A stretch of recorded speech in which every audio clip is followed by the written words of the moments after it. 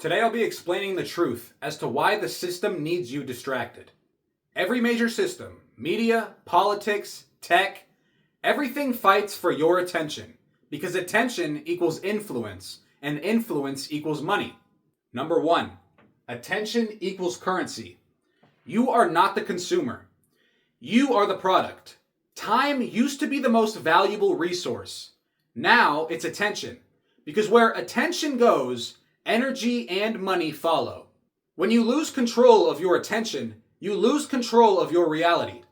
People underestimate how small moments of distraction stack. 30 seconds here, 5 minutes here, but fragmented attention cannot build anything meaningful. Number two, the economy of distraction. Companies profit more from your addiction than your satisfaction. Social platforms are designed not to inform, but to keep you scrolling. You see, every single second of modern life is monetized by your attention. The ads, the notifications, the entertainment, everything. Distraction keeps people predictable, emotional, and reactive. Everything that's perfect for consumption.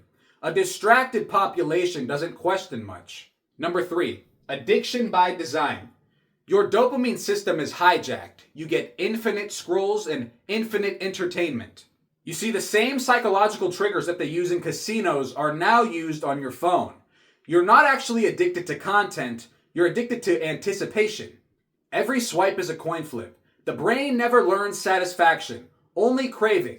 And so it keeps on coming back. You see, the average person doesn't actually know what boredom feels like anymore, and boredom is where self-awareness begins. Number four, the cost of constant stimulation. The mind becomes allergic to stillness, and silence becomes uncomfortable because of the constant craving. True creativity, reflection, and focus require boredom, but constant input destroys that space. You lose your ability to think deeply when your brain is trained for instant novelty. Most people actually think they're tired, but they're overstimulated and underrested, which is kind of crazy. Number five, manufactured comparison. Social media turned self-worth into a scoreboard. You compare your behind the scenes to everyone's highlight reel.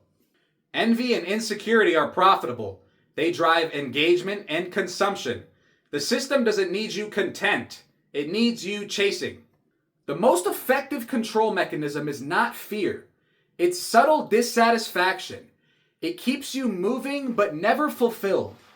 Number six, productivity versus presence. Society glorifies busy, and stillness is seen as lazy. You're taught to produce, not to be. But a life spent in motion without intention is the same as standing still.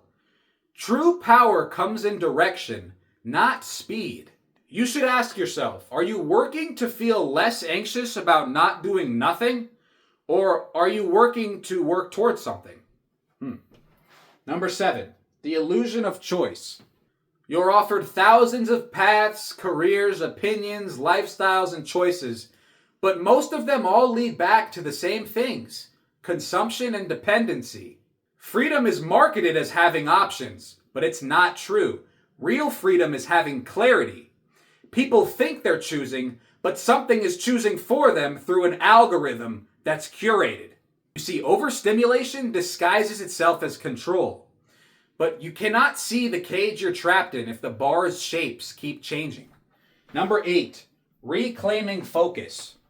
You see, the system cannot monetize silence. Your attention is your vote.